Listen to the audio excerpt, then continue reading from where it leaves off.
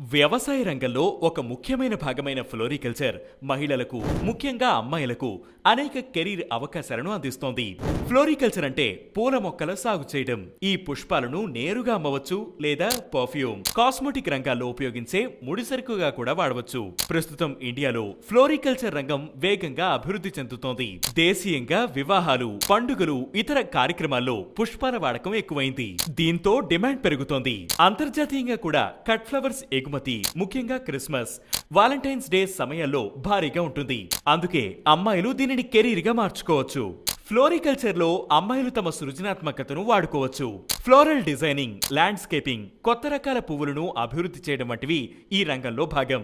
మొక్కలతో పనిచేయడం వల్ల మానసిక ప్రశాంతత, ఆనందం లభిస్తాయి. ఇది స్ట్రెస్ ఫ్రీ కెరీర్ గా ఉంటుంది.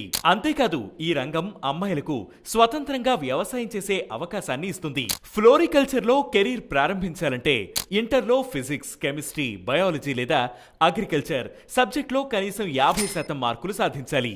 BSc horticulture, BSc floriculture, BSc agriculture, MSc floriculture వంటి కోర్సులు అందుబాటులో ఉన్నాయి. Indian council for agricultural research నిర్వహించే ఏఐఈఏ పరీక్ష ద్వారా అడ్మిషన్ పొందవచ్చు. ఫ్లోరికల్చర్ లో అమ్మాయిలకు వివిధ రకాల ఉద్యోగ అవకాశాలు కూడా ఉన్నాయి.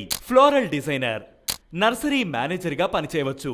రీసెర్చ్ సైంటిస్ట్ గా ఐసిఏఆర్, బొటానికల్ గార్డెన్స్ లో కొత్త రకాల పుష్పాలను అభివృద్ధి చేయడంలో పనిచేయవచ్చు.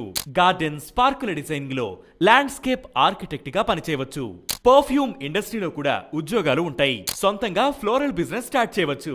ఏపీఈడిఏ ద్వారా ఎగుమతి యూనిట్లకు రిజిస్ట్రేషన్, ఆర్థిక సహాయం పొందవచ్చు. ఇవేవీ కాకుండా యూజీసీ ఎన్ఈటి క్లియర్ చేసి అగ్రికల్చర్ కాలేజీలో లెక్చరర్, ప్రొఫెసర్ గా చేరవచ్చు. సో కెరీర్ లో ఏదైనా డిఫరెంట్ గా ట్రై చేయాలనుకునేవారు ఫ్లోరికల్చర్ ఆప్షన్ ని కన్సిడర్ చేయవచ్చు.